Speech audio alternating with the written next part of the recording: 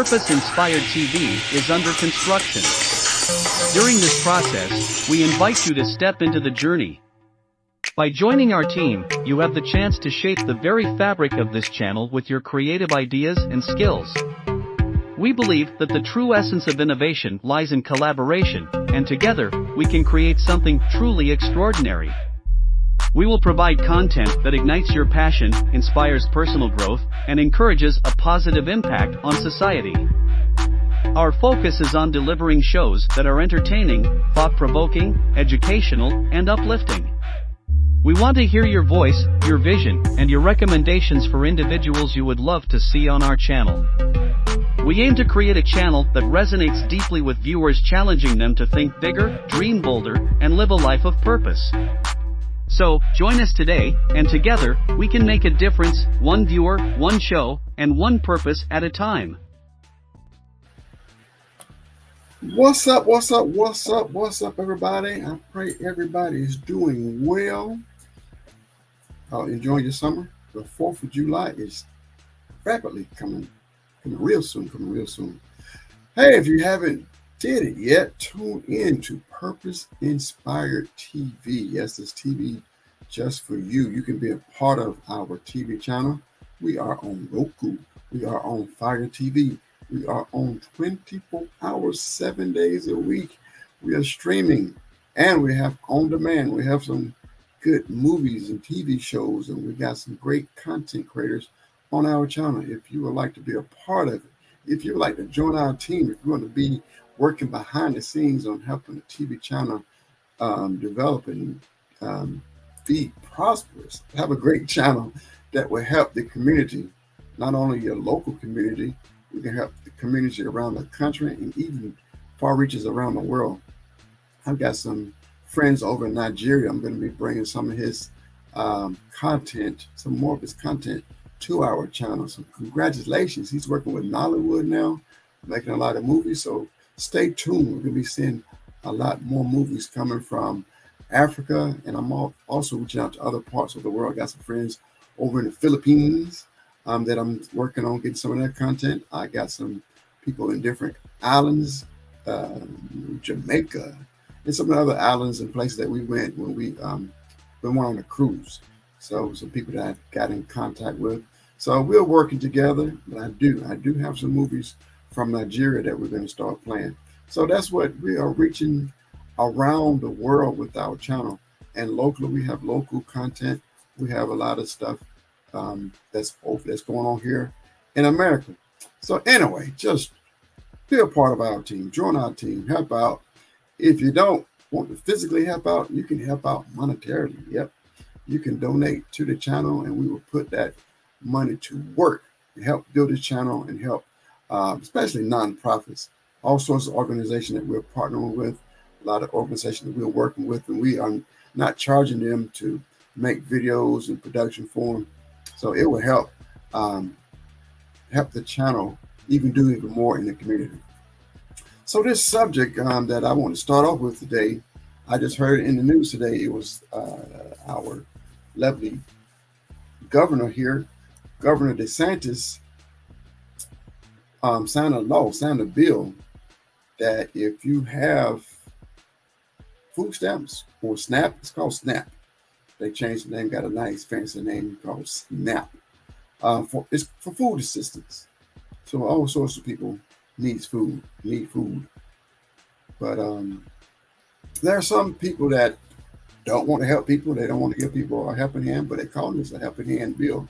But I'm going to show you this video to kind of let you know what I am talking about. I got two videos, actually. I think I played this one first to let you know what's going on with the new bill here in Florida.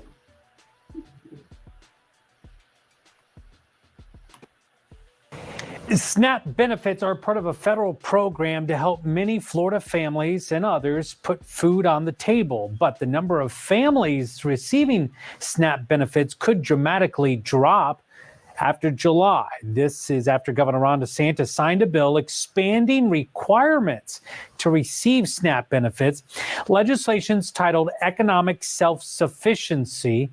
Bill sponsor Adam Anderson says it replaces handouts with hand-ups. Now, some of those requirements include more participation and training. Spectrum News 13's Jeff Allen is sharing one local woman's concerns.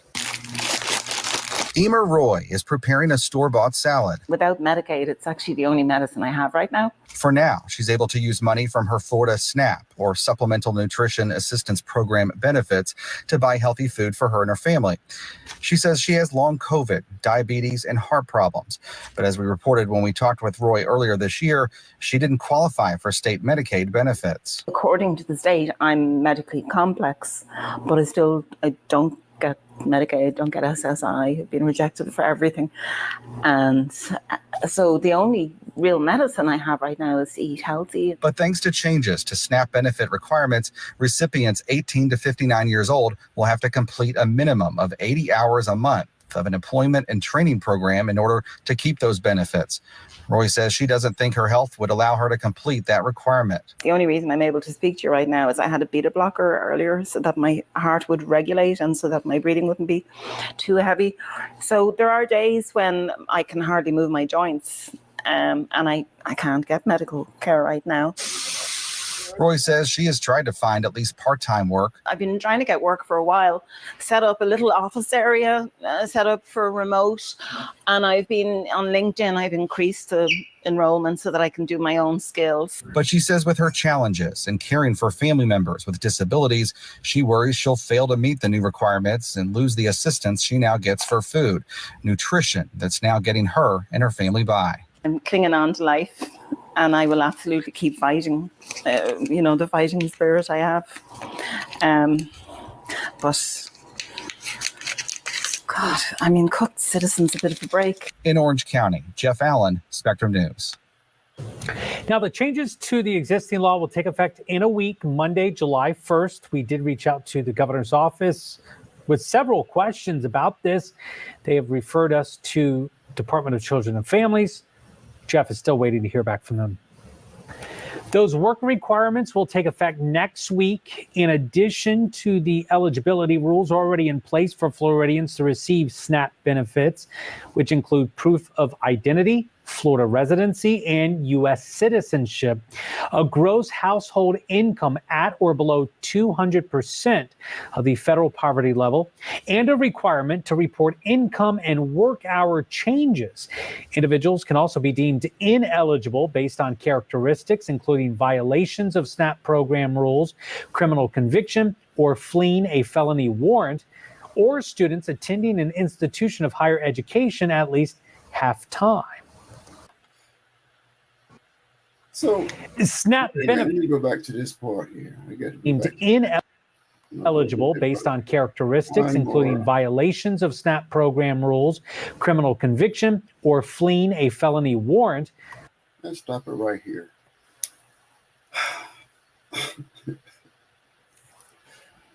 I'm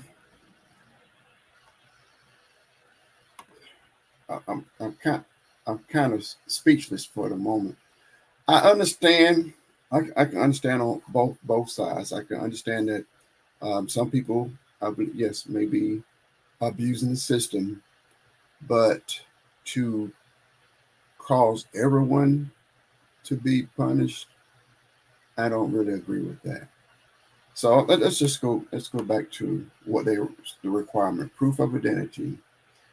I just read it. I'm not sure how true the story was, but I was had my niece this weekend, and we went to a restaurant.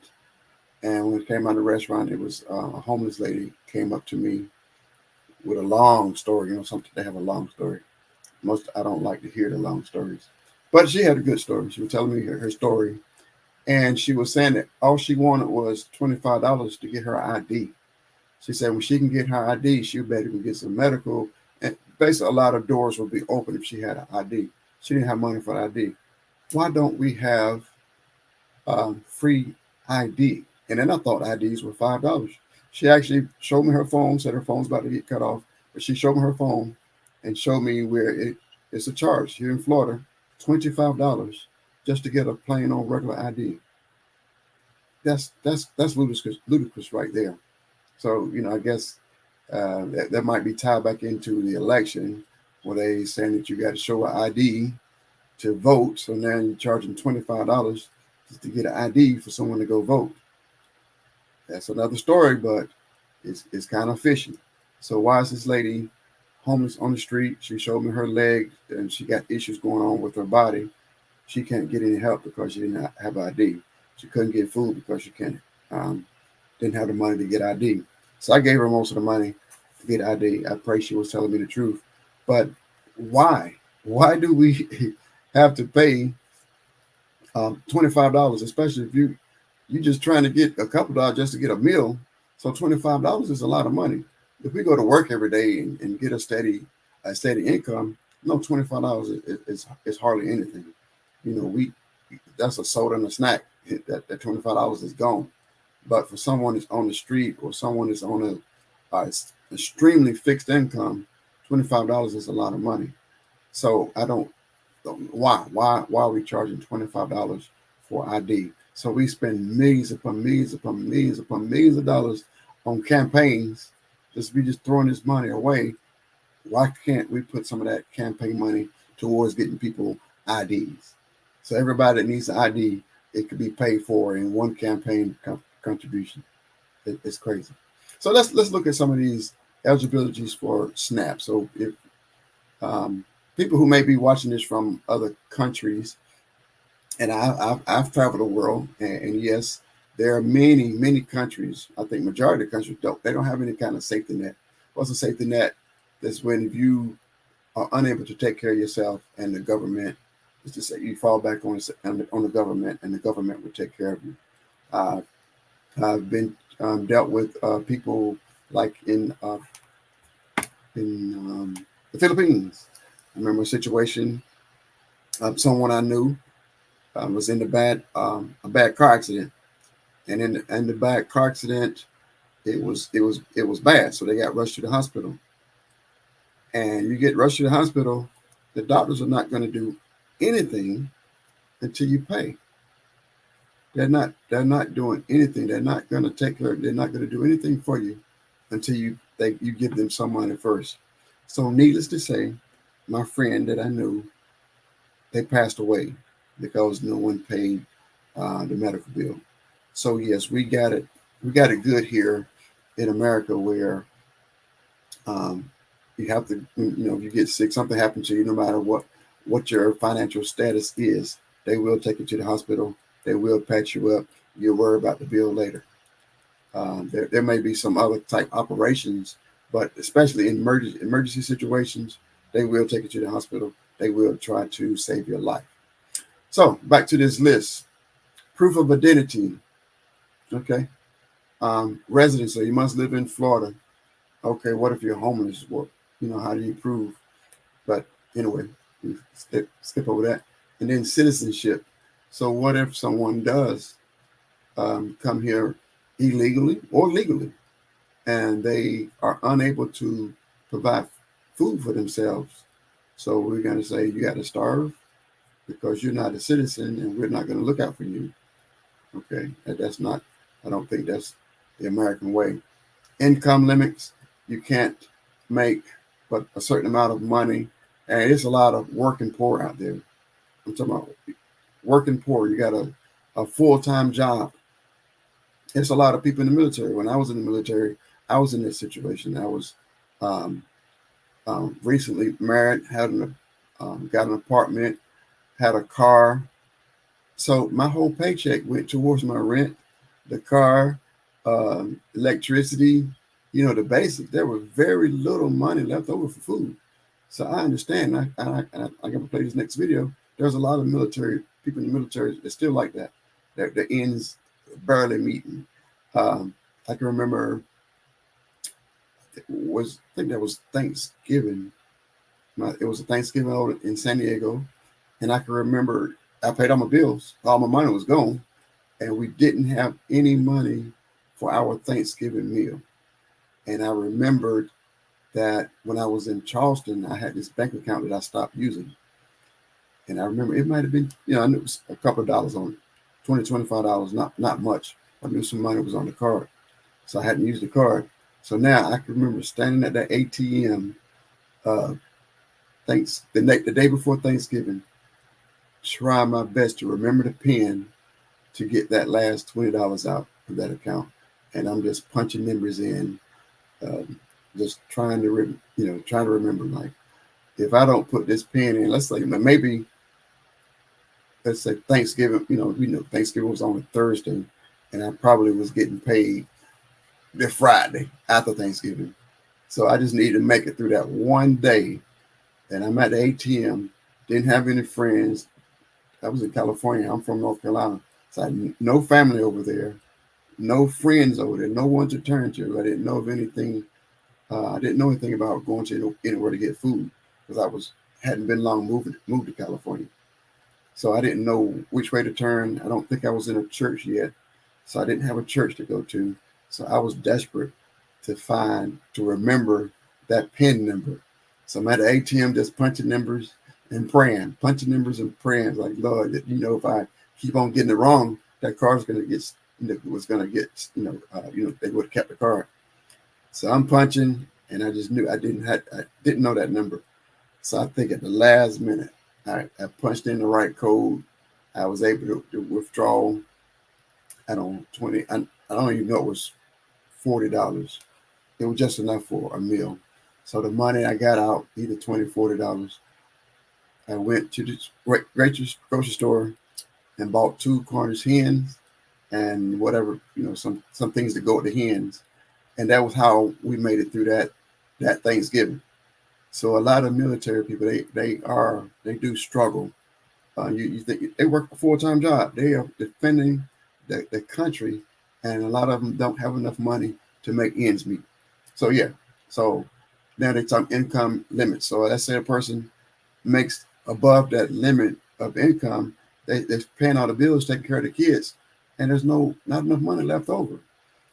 So now reporting requirements, they got certain requirements that you have to continue to report, and if you make a little extra, they're gonna take away the stamps. The SNAP, they're gonna take it away. I don't really agree with that either. So I'm have it open for people to leave comments. It reminds me of this story of a young lady that was on. She was on what we call welfare. So she was getting assistance for her and her child, and what she would do, she would learn to manage her money. So she was managing her money, and so it was a little bit of money left over. So she took that little bit of money and put it in the bank every month. Take a little bit from what she got, put it in the bank. As soon as the government found out about it, they kicked her off the system because she had some money in the bank. That's sad. When she's learning responsibilities, she's learning to be wise with the money, but the government is not designed that way.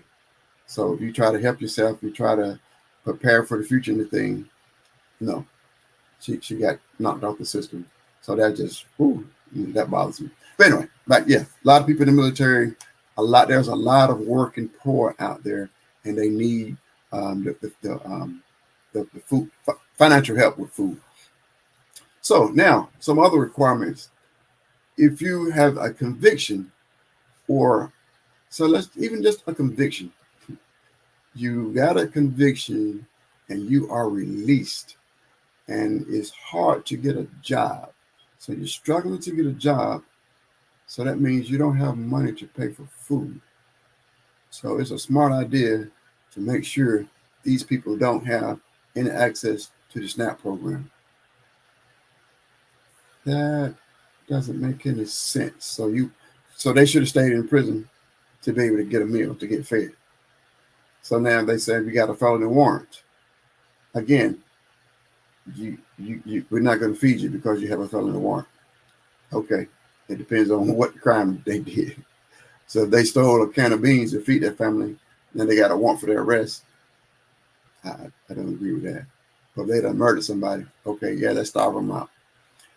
Now, breaking the program rules can cause ineligibility. They kick you off the program. So imagine you got a 5 cent raise on your job. 5 cents could throw you, making you make too much money for the program, and now you're ineligible for the program. And if you don't report it, now you're getting punished and penalized like crazy. So now you got to make sure let's not get a raise. You're getting a 5 cent raise, but the to be able to feed your family, you need way more than 5 cents. What's that dollar, whatever? So you didn't hit that limit to where they don't want to help you with the SNAP, but you're still not at the place where you can financially take care of your family. So a lot of this stuff should be reviewed on a case-by-case basis. And now this last one, I couldn't believe it was up there. Students attending high or higher education institution may also be ineligible.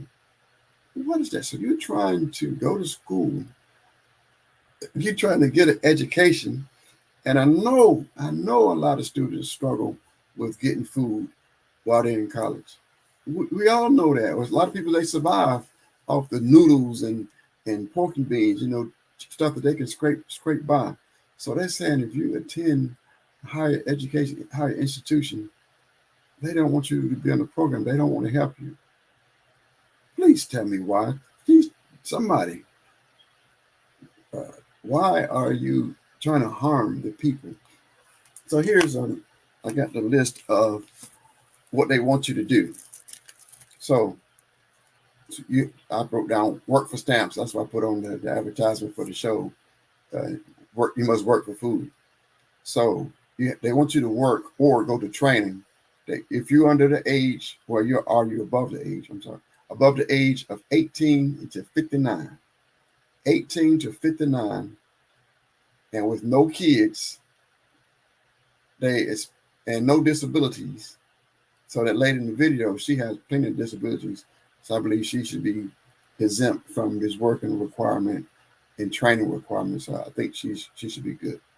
But 18 years old, without kids, up until 59, they expect you to work at least 80 hours a month, or you should get some training, get some kind of skill training, 80 hours a month. So now, again, it should be a case-by-case basis. I think they're throwing all this in one big bucket. So somebody, let's go up to today, 59. So somebody that's probably already finished their career and just making it through life, trying to survive, and they need some SNAP to help them just to get by the month with food. So they're saying they got to go out and work before they qualify for this program. So now they got to prove that they work 80 hours. They got to prove that they're taking training. So they got to jump through a whole lot of hoops just to be able to get fed, to have some food. And what they call it, they say we're the richest country in the world. And you got to fight to have food. And then other people just throwing food away.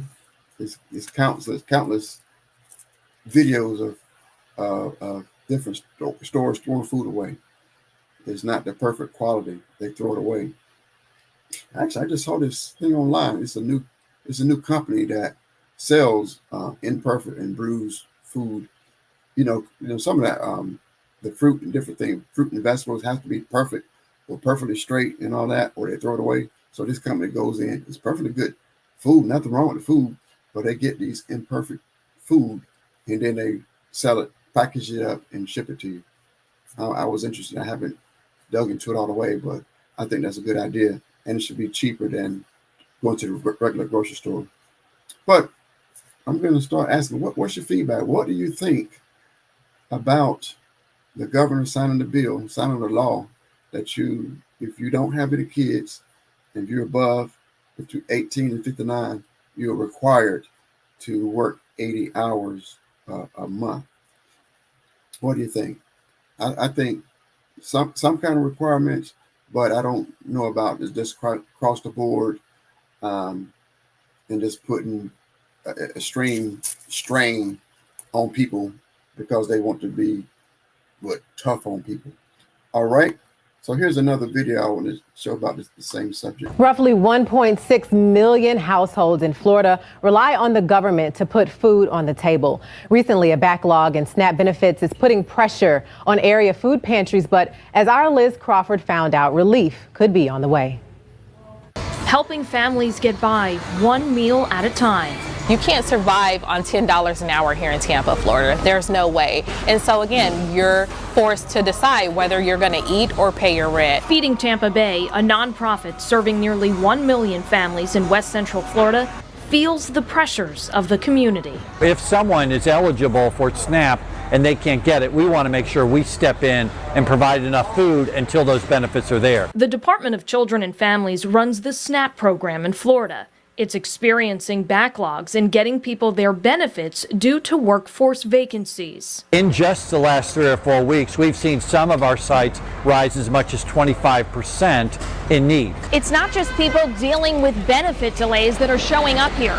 Feeding Tampa Bay predominantly serves people who aren't on government assistance. Within the military community, right now we are challenged by food insecurity. Marla Bautista, a military spouse, runs a nonprofit helping veterans. She says many don't qualify for SNAP benefits in the first place, but they don't make enough to cover all their basic needs. We are sacrificing either food or childcare. We have a responsibility to take care of those who looked after us. 10 Tampa Bay got a hold of a letter the DCF secretary wrote to the U.S. Department of Agriculture. It asked to waive some requirements for SNAP recipients to help them process applications faster. DCF is waiting approval, and if you need food for yourself or your family, we have information for you within this story on 10tampabay.com. So we thank God for those different programs, those different organizations. Our ministry was one of the locations where you can come in and get food. It was just, it's sad. It was sad to see. I was happy to work with them, but to see those long lines, the very first time we did it, we ended up messing up the traffic flow, where the police had to come in and shut the thing down. They had to shut the giveaway down because there was so many people lined up. So then we revamped it and got it back together and figured out a better way to get the people to come in and flow through. So you can see that all throughout the city, all throughout the state, where a lot of ministries and different organizations, they give away food on certain days of the week. And the line is long. And the financial is not just poor people. It's not the people that you expect, like the homeless people. You're not expecting just some people that's got nice cars. They look like nice, look like they got it together, look like everything's together, look like they have no worry in the world, look like they have no problem with money. They were in these lines getting and needing food. So it doesn't matter what your economic state is. So you never know. Just by looking at somebody, can't judge a book by its cover. A lot of people need help with food. So I don't see why we have a state or a governor that's trying to do things to stop helping people. So I might be on the wrong side of it, but like I said, I think if it is some people who just prefer to do nothing, they don't want to do anything for society other than society doing things for them. Some people have generational, I don't know if it's a generational curse, or just a generation after generation, they get on the system. They can't wait to get on the system. They can't wait till they get old enough and to start having children. And then the government give them an apartment, and the government starts sending them a check, and the government starts sending them money for food. So those type of people, they are abusing the system. But then there are other people that are just need the system, just need it temporary. Yeah, I know. I benefited for it when I was a child, so I understand. And you go through it. So, and I think decent people will work hard to be able to get off the system. they work hard to be able to pay their own way. That's what decent people do. That's what I believe decent Americans do. But there's other people, like I said, abuse the system, and that's their paycheck. So I'm not going to go to work. They already got it figured out. All I have to do is have a child or two. This how much is coming in, and they're going to give me everything I need, and I don't have to do anything. I don't have to work. All I have to do is, you just live the good life. A lot of them are not living a good life. Some are living in some rat infested places, but some of them they just used to it. But that's another story for another day.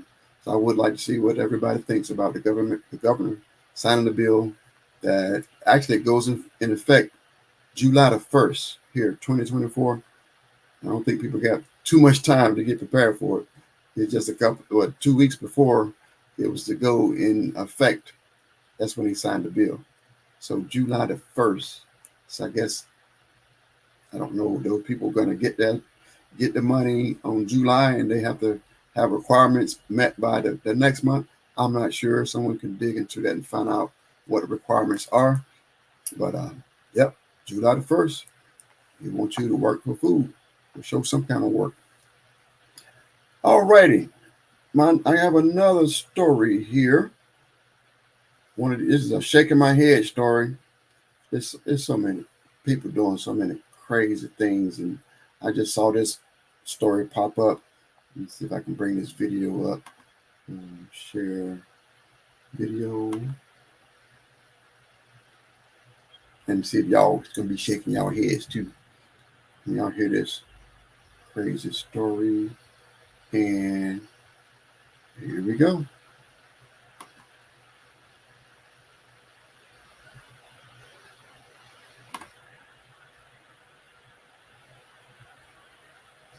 Know that it's legal to marry your first cousin in 26 states? Yes. The story of a Utah couple with the same grandparents recently went viral. The cousin couple traveled to Colorado to legally tie the knot and then launched a petition to change the law in their home state. Wow. True team, what say you marry your first cousin? That's a little weird, and it's amazing that so many states still allow it. Yeah. We're talking about shared DNA, and you can have kids that have genetic disorders. Yes. I mean, there are consequences to this kind of conduct that people really need to think about. They're not just hurting, the family, but if you bring kids into this world after you've married your cousin, you're putting that child at risk, and that's not fair. And that's my biggest problem, is that maybe this couple is just completely uneducated about the type of genetic abnormalities you can be passing on to your offspring, and then that keeps going. It's the horrible gift that keeps on giving. I had a case with a family where cousins had married, and this little girl was severely, severely disabled. Wow. As a result Mental of these two retardation. she had cerebral palsy. She had, deficits in terms of her cognitive ability, her developmental, growth, everything. She was in a wheelchair, feeding. It was horrible. And Well, because what's of two up with cousins. these states and not changing legislation? I mean, that's where we need to get to our legislators. Well, hopefully cases like this will cause them to. All right. So that's what I've heard of kissing cousins. Now, 26 states in America. I don't know about the other countries. I know some other countries they don't play it. It's some very extremely conservative countries that's not, good and well. You better not even say that out loud in certain countries. But then there are other countries that everything is allowed. So I think America's right here in the middle, and we're constantly changing. And I think a lot of the things is not changing for the best. Why? It's so many women in the world, so many women in the country that you got to marry your cousin. I don't know what's going on with the world. What's going on with this thinking? And then so here's my take on it. So you can do wrong. So it's a free country. God gave everybody free will. You can do wrong. But my biggest problem about this is how people do wrong and they want everybody else to support them in their wrong. or now the advocates, and then they got to go and pass laws to try to change laws so it'll make it legal for them and other people to fall in line with their foolishness. That's what bothers me. So in these situations where they want to vote and change laws of how young someone can get married. Now, that's married your relatives. Now you can. They're probably going to. I probably already now. I know there's lawmakers that I've already heard them saying, lawmakers that are pedophiles, and they want to pass a law to make it legal for a grown man to be with a grown boy, or a grown woman with a grown. I'm sorry, a grown woman with a child, or a woman, a girl. So that's my problem. So they can, if they want to be kissing cousin, all this craziness. I done seen mothers marrying their little sons, and probably overseas. I seen old men marrying children. I seen old women marrying children. A lot of those were not their blood relatives, but I've seen stories where the mother and the son are lovers, and the dad and the daughter are lovers. So that's this kind of stuff. It's disgusting, but what makes it worse is when they want to legalize it and get more people to join in their nonsense. So if you want to do wrong, go do it by yourself. But don't come bring that mess back to society. Don't come and try to make people look bad if they don't agree with you, or like I said, try to get more people to agree with you in this nonsense that you're doing. So no, I most definitely do not agree with I do not agree with the kissing cousin or marrying your cousin. It's nonsense. So I'm gonna move on to another story, and that was, let me see. I don't know if this the right one or not. I want to play this prank call that I heard earlier. I don't think that's the right one. Can I play somebody? I'm sorry, I'm looking at my screen, trying to decide, and then there's no telling what they're going to say. Let me see. I'm sorry, I didn't have. I don't know what problems I'm going to get if I do play it. Okay, I'm just going to talk about it. I won't play it. I won't play it. I'll just tell you what happened in the prank. Because some of these, I can't. It bothers me sometimes on the different pranks. Okay, here's the prank where the wife calls the husband and was saying that she can't do it anymore. She's she said, we're pretty much saying that they're over. And the husband is saying, what do you mean? What do you mean? And then he hears this male voice. Oh, let me talk to him. So the male gets on the call and says, I can tell you what's going on. He's like, why are you on my wife's phone? And why are you calling my wife by her name like that? Why are you on the phone? No, don't worry about it. He was just saying, me and your wife are at the airport and we're going to leave. So the husband is getting, especially a husband that really loves his wife and they had a good marriage. This husband is boiling on the inside. So why is this man on my wife's phone? Why is this man with my wife? Why are they telling me we're at the airport? They're at the airport. So I guess the husband is getting extremely angry. So the prankster, he's still saying stuff, telling him that I'm just ad-libbing. You didn't treat your wife right, and she wants to be with me. And the guy, I don't want to talk to you. I want to talk to my wife. I want to talk to my wife. But the guy would never let him talk to his wife.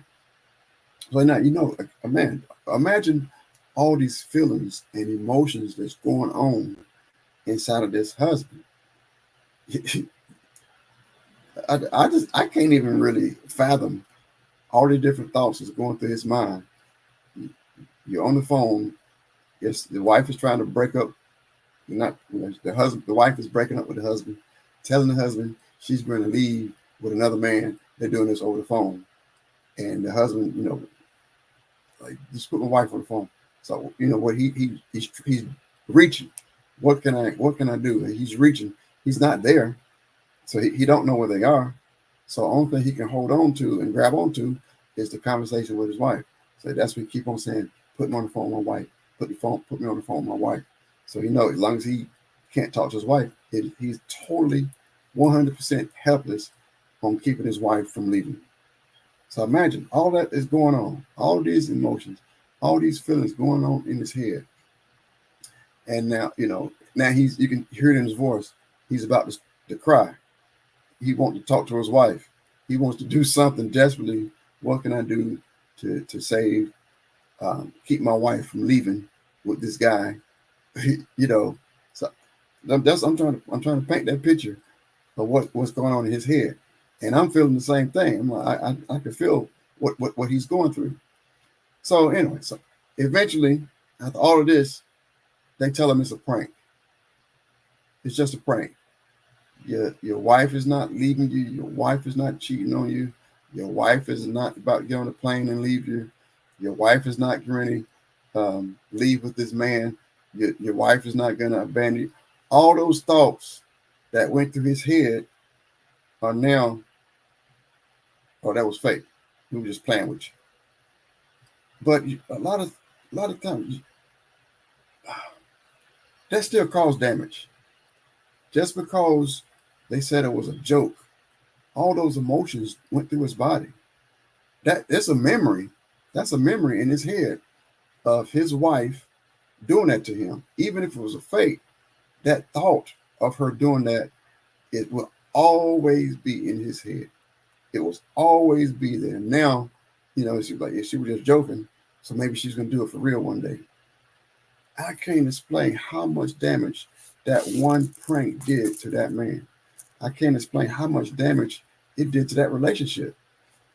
So people laugh and joke and stuff, but it's real.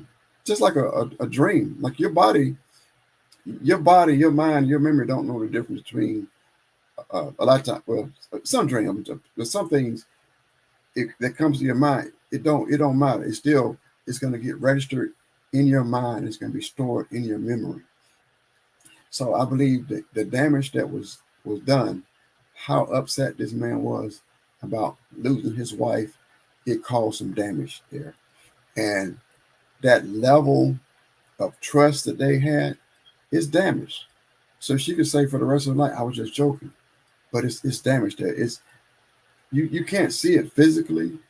And you think when you just say it was, when people say it's just a prank, it wasn't real, it's some damage done to that relationship. He told her to get your butt home as fast as possible, get home. So he's going to be happy to see her. But I guarantee you, that's the stuck in the back of his head. It's not, yeah, you can laugh at it now, but he went through those emotions. He literally went through, it wasn't that long, but he experienced that trauma. That was some trauma that he experienced, that his body went through, and you can't go tell your body that was just a joke. Throw away that trauma that you just went through. It doesn't work that way. Yeah, he knows, and he can go back and try to tell himself that it was just a joke, but his body went through this trauma. So it was real trauma. At the moment before they said it was a joke, it was 100% real. 100% his wife was leaving him. 100% his wife was with another man. 100% his wife was cheating. All those things were 100% real. And all those memories, all that emotion and feelings he went through was real. And just because you say, I was just joking, it doesn't erase those feelings that he went through. It doesn't. So he stuck with those feelings for the rest of his life. So I think a lot of times people be doing these pranks and they think it's funny. They are damaging people. I've heard some of them, some even pastors, it's funny. Yeah, the pastor got so angry that the pastor started cussing, or some of them, they hold it and they don't cuss. But some people really get upset. Some people, probably get the guns and get ready to cause some serious harm. And then they say it's just a joke at the last minute. But those emotions are still there. And I can imagine this guy, it's just like she cheated on him. I think, come from my point of view, as a man, I think if I went through that and then she told me it's a joke, it's a lot of times when people joke about stuff, not always. I hate to say this, because I'm now incriminating myself, because I don't believe that's always true. Like, I might crack a joke and I'm not, that's still just a joke. But sometimes you crack a joke. Some people crack a joke, and they crack a joke. They say, I can't think of no examples. They might crack a joke about you, and then they say it's a joke, but they do really feel that way about you. They say, yeah, you show. I can't think of no good examples right now. Let's say somebody that always calling you ugly, and they say they're just joking. You ugly, I'm just joking. You ugly, I'm just joking. After so long, so much time go by, yeah, they really probably do believe you ugly. They're just trying to cover it up in a joke. It's the same thing as if a lot of people crack a lot of jokes and say stuff a lot. Sometimes you got to read between the lines. Maybe somebody say something one time, it was a joke. But if this person cracked the same joke over and over and over again, I'm starting to think that is really what they're thinking. Well, they might crack a joke, something nasty or something mean. A lot of times that might be really what's deep down in them. So I don't really like to play around with jokes, especially not true. But yeah, basically going back to what I was trying to say is, I think certain things cause damage. And even not only if it's a prank, back to that video I played the other day about it was the husband and wife and the stepchild, but the wife kept on saying, you can leave if you want to leave, or saying different things, trying to put a man down just in the heat of the argument.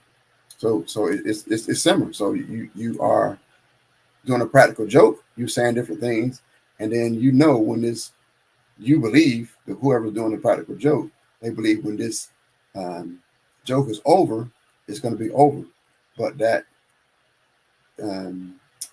situation that you caused, especially like we know words are spiritual. So whether they're joking or not, they're still out there. And so now, let's say like you in an argument, you can tell if somebody really loves you if in the midst of an argument, do they have control, or are they constantly saying stuff that they claim that they really don't mean? I really didn't mean to say that. I was just upset. I didn't really mean that. I was upset. The love that you have for the person should override of you saying hurtful things. But some people, they don't have control over it. They don't have control over themselves. They don't have control over their tongue. So they like to use that tongue to slash and cut up and cause harm, and then say sorry. And one thing I used to always say, saying sorry does not take those words back. So those words went out there, slashed. Imagine in the spiritual, you done slashed a person with the word. They got slashes all over the face from the words that you said, and they ain't not mad no more. And they ain't saying, well, I apologize for what I said. That person still got those slashes all over the face from the words that you said. So you can't take them back. Words are spiritual. You can't take them back. Now, yes, you can try to bring some kind of healing or healing process, but if you do it on a constant basis, there's no time to heal. If you're constantly doing it, you constantly saying you're sorry, and then these words come out again, slash, slash, slash, slash. I'm sorry, I didn't really mean it. Okay, slash, slash, slash, you're doing it again. And you're constantly putting, reopening wounds. So it's really in your heart. So really what's in your heart is what comes out. So if you really, truly love your spouse or your mate, when you get angry, that's the test of it. When you get angry, what you release. A lot of times, if you were holding back, I think some people they do that. Everything seems to be cool and all that, and then as soon as we get in this argument, I'm letting it all out. I'm dumping it all out. I'm gonna dump it all. It's coming from a woman's point of view. I'm gonna dump it all on him. I'm putting it all out on him. I'm gonna cut him up. He can't keep up with me. I'm spitting it all out. I'm cutting him up with everything. And then after you let it out, he's changed. The relationship has changed. He could have thought that your relationship was better than what it was. Now he see that it wasn't. Now he he's going to carry himself differently.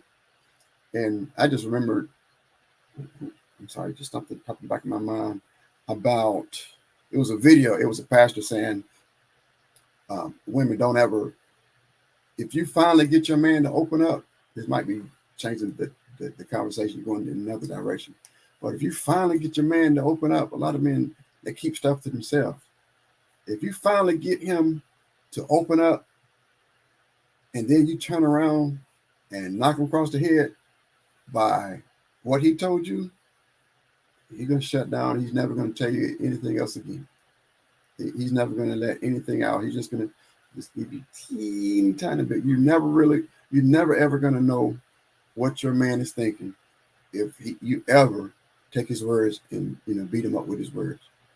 That's a warning for women. So you don't do it. Don't matter how mad you get mad at him.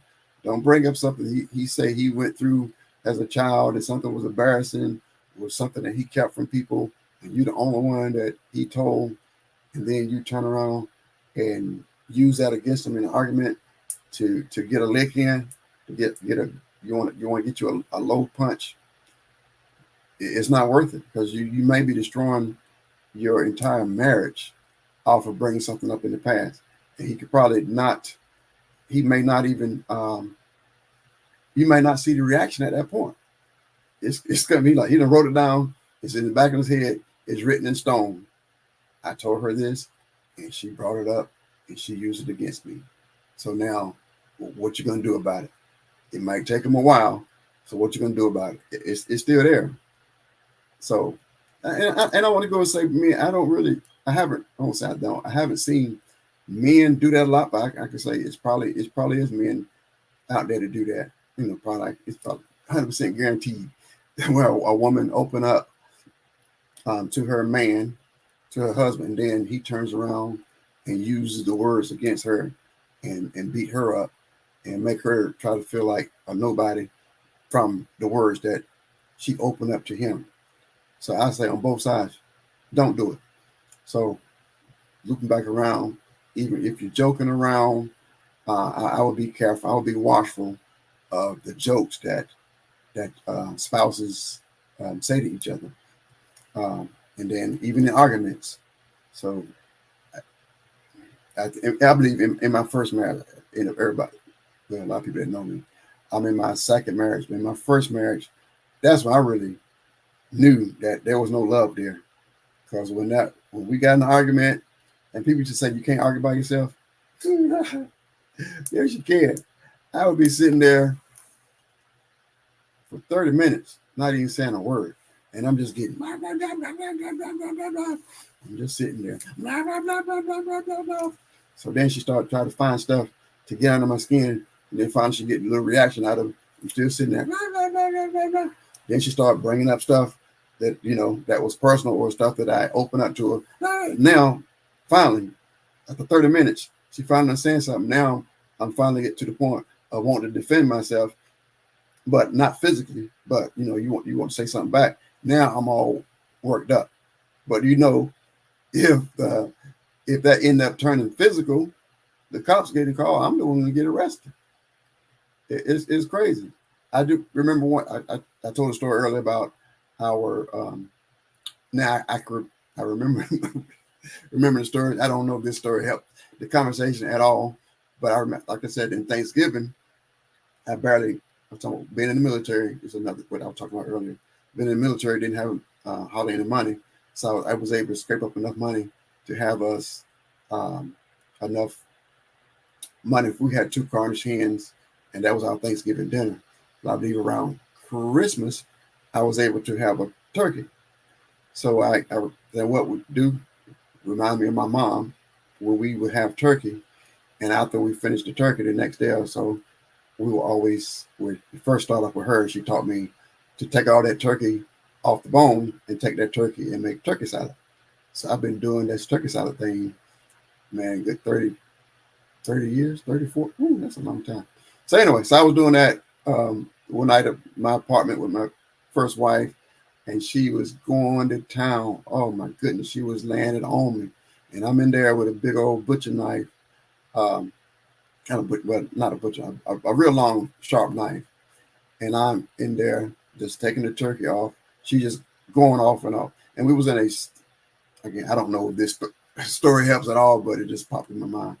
We was in the studio, so we had the Murphy bed. So the bed was put up, and she was sitting in a chair or something in the other room where, like, I was in the kitchen. You could see in the other room, but she had the lights off. So she was in the dark, but she was just laying it on me. I was just, oh my goodness, she was on and on and on.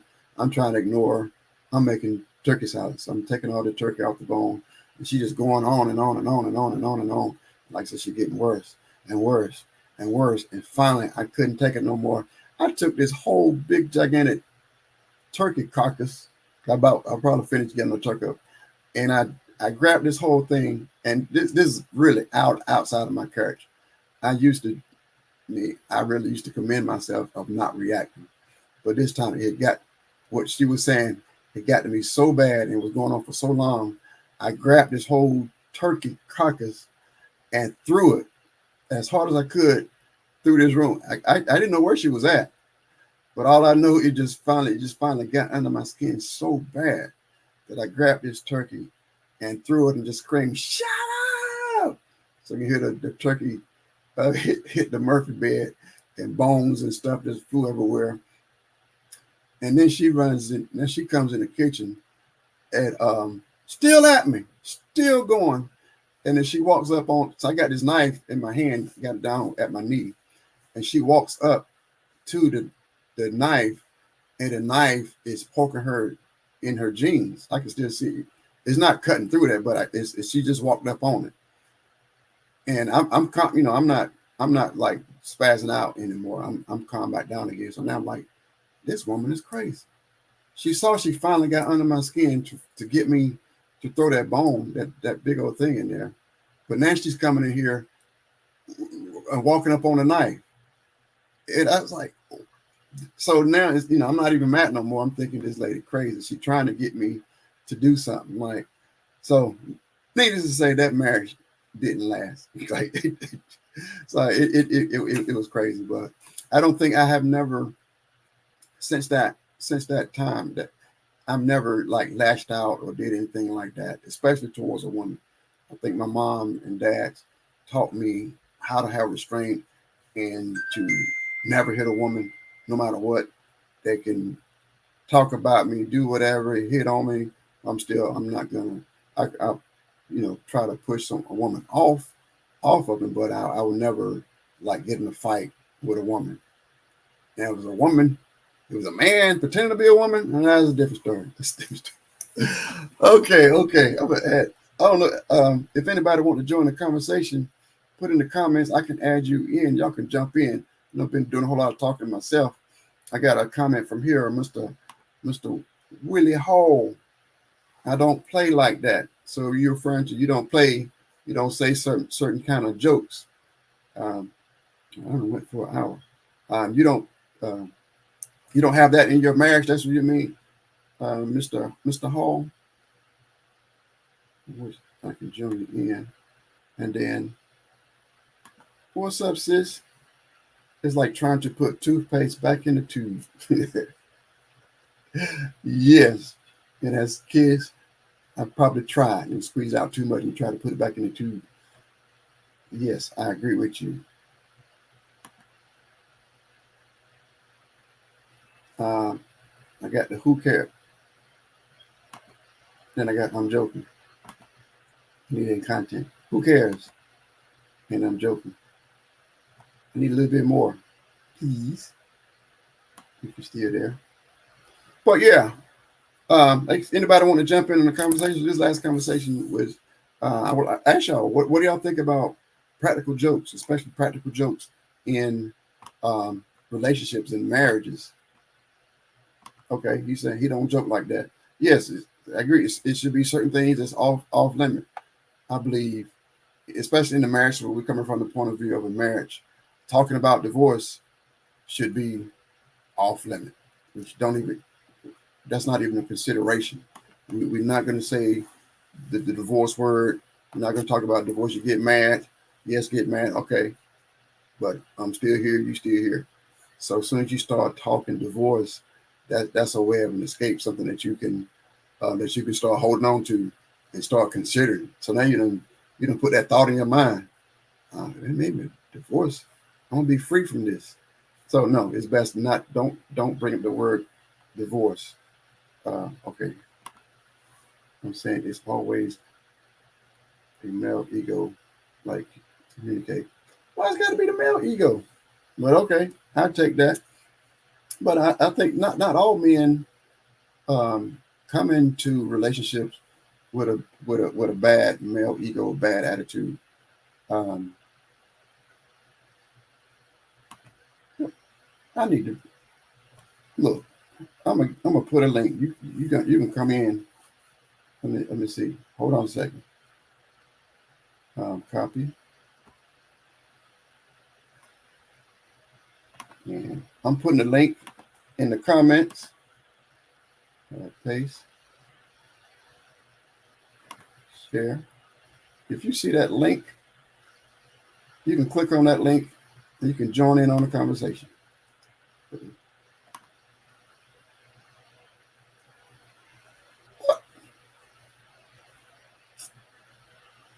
Come on. Okay, so you're not going to join me. All right. So any other comments? So I discussed 3 topics today. I think some people came in later on. The first topic was, what was the first topic? The first topic, the governor just signed a bill that is going to require anyone that's from the age of 18 to 59, if you're on SNAP, formerly known as food stamps, if you're a recipient of food stamps, the governor of Florida is requiring you, if you do not have any child, if you do not have any disabilities, and if you do not have a job, he's requiring you to work at least 80 hours a month or be in some kind of training. So I know you can't spend the rest of your life in training. So I guess eventually he's still going to want you to go to work. So he's requiring you to work at least 80 hours a month, or he's going to want to kick you off of the SNAP program. So I just wanted to get people's feedback on that. And the second story that I discussed was 26 states. There are 26 states that allow cousins, talking about first cousins. I ain't even talking about second, third, fourth, fifth cousins. I'm talking about first cousins.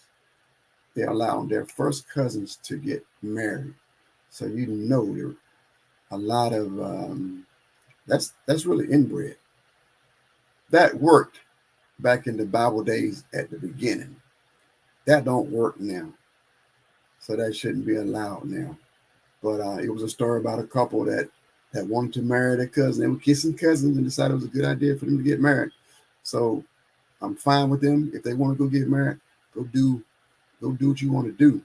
But when they come back and want to pass laws and change laws and legalize it. So far, almost more than half the country, 26 states, has already legalized it. So it's spreading. Like I said, some countries are more conservative. You know, they're not putting up with that. More countries are more liberal. They put up, they accept everything, they're in everything. But I think we as America, we're probably, in the middle, I would say, in between. So before I go, anybody want to jump in? Any other comments?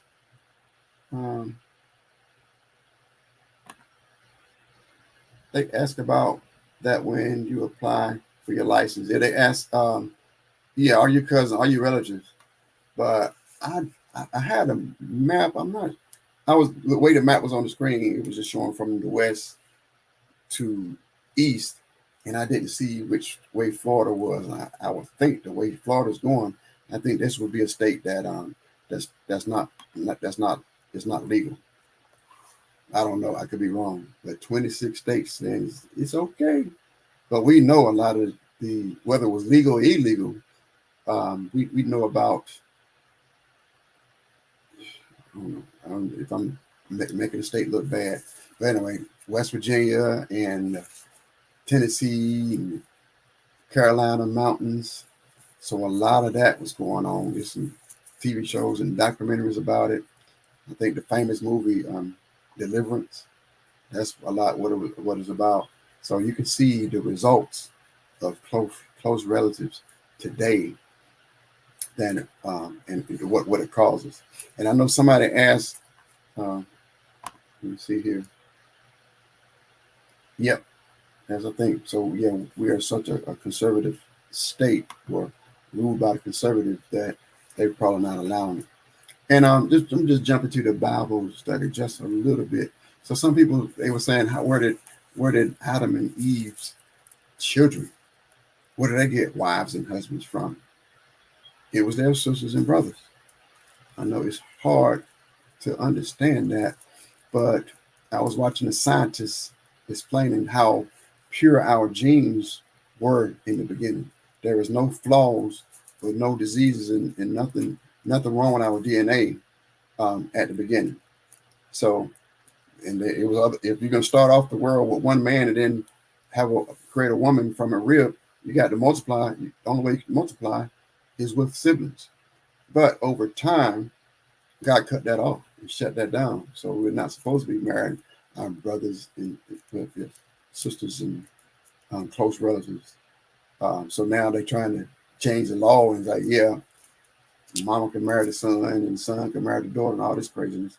But I call that an abomination to do it now. But back then, it was permitted. It was needed to be able to populate the earth.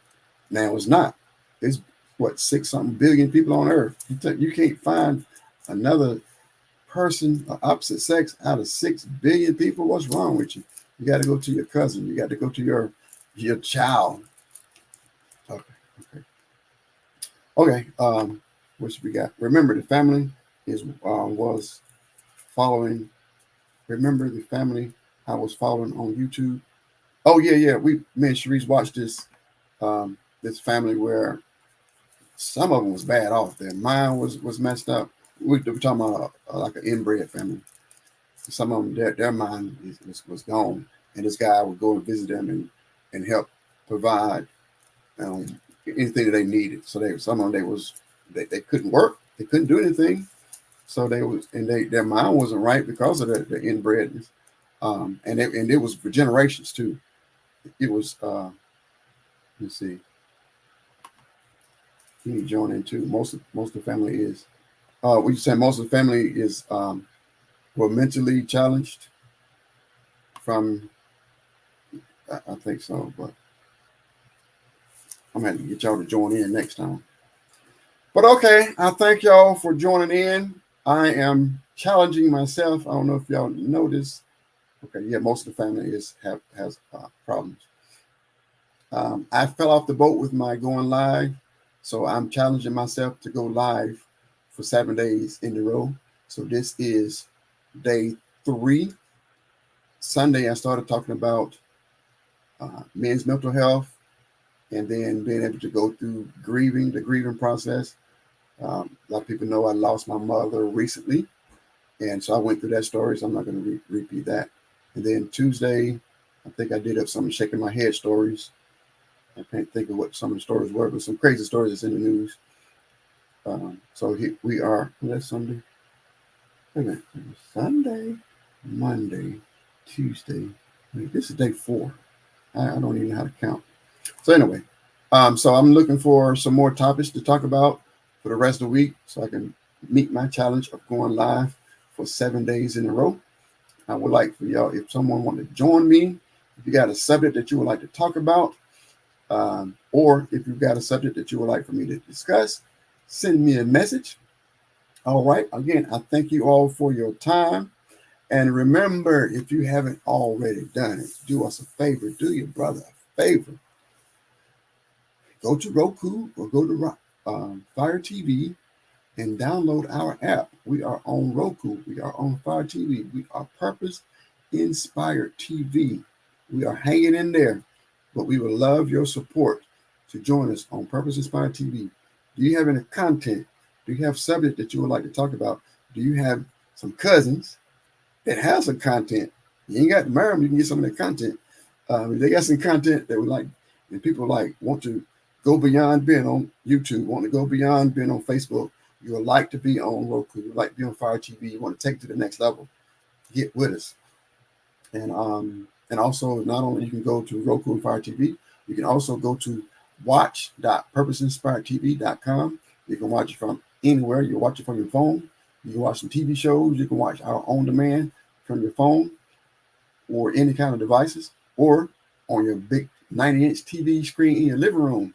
Just bring us up. You see my face, and if you got some content, we can see your lovely face on our Roku TV. We got some good oldie shows. I got right now we got some stuff up there about Juneteenth. There's some good educational videos about Juneteenth, and we also have some good videos about men's mental health from Men's Mental Health Month, and also I got a tribute to Sidney Poitier. I got a lot of Sidney Poitier movies up there, and I didn't realize how good they were. When I'm researching, getting the movies, I start watching them, and I'll be sitting here for 30, 40 minutes watching. They got into the movie, and I can't wait. But now I can go back and watch the movies on demand on the TV channel.